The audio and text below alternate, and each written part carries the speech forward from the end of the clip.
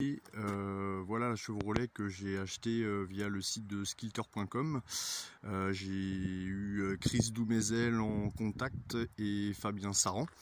Donc à la base je devais acheter une Chevrolet Camaro de 69 et voilà ce qu'on m'a envoyé à la place. Donc la Chevrolet Camaro 69, donc j'avais viré l'intégralité de l'argent, la réservation, et au dernier moment on m'a dit qu'on ne m'enverrait pas cette voiture. Donc ils ont décidé eux-mêmes de ne pas m'envoyer la voiture.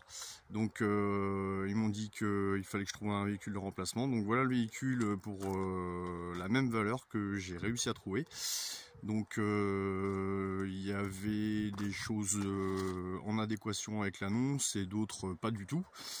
Donc à savoir au niveau de l'intérieur, donc un volant complètement voilà, qui tient comme ça. Donc klaxon ne fonctionnant plus. Beaucoup de fils apparents, voilà, c'est du bricolage de faisceau, moi j'appelle ça.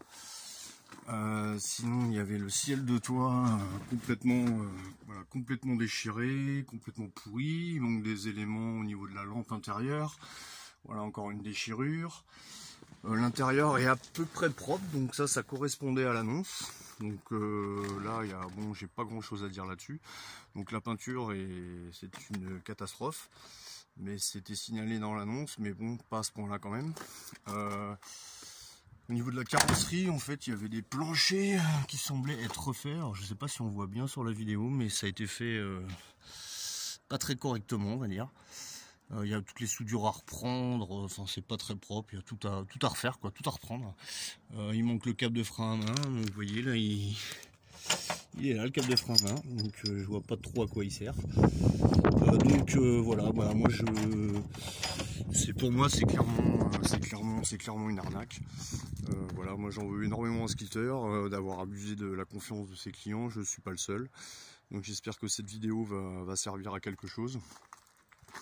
Point de vue mécanique, elle a eu énormément de mal à repartir en fait. Donc heureusement que j'ai quelques connaissances en mécanique et j'ai pu la remettre en route chez moi, hein, en bricolant un peu dessus. Donc ça va, maintenant ça tourne à peu près correctement. Sinon voilà, à l'intérieur il est vraiment très passable, il y a énormément, il n'y a pas de chauffage. Enfin voilà, c'est vraiment pas terrible. Donc je suis très déçu, surtout que c'est une voiture que j'ai achetée un peu par dépit. Donc voilà, donc la peinture, je sais pas si on voit très bien sur la vidéo. Ça semble correct, mais c'est vraiment pas terrible, quoi. Donc elle est quasiment complète. Il y a un choc à l'arrière là qui n'a pas été donc à ce niveau-là, qui n'a pas été mis dans l'annonce. Bon, électriquement à peu près tout marche, juste le klaxon, lave-glace, genre de choses. Voilà, il y a des éléments de carrosserie qui sont très mal assemblés.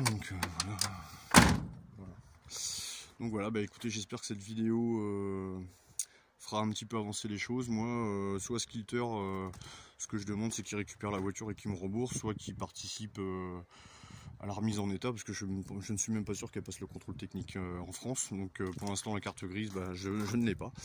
J'attends de voir avec le arnaque importation, voir ce que vous allez faire pour moi, et puis voir le déroulement des choses. Après je suis pas non plus le pire, je pense, des clients, mais moi j'ai reçu mon véhicule à peu près en temps et en heure. Mais voilà, c'est un véhicule que j'ai acheté par dépit. Il y a plein de choses dessous qui n'ont pas été mentionnées. Il y a des cylindres blocs à changer. Enfin, il y a énormément de main d'œuvre pour la remettre en route. Donc voilà, je suis très déçu de leur part et je trouve que c'est inadmissible en 2021 de profiter des gens comme ça. Donc voilà, écoutez, si vous avez besoin de plus de précision, n'hésitez pas à me recontacter.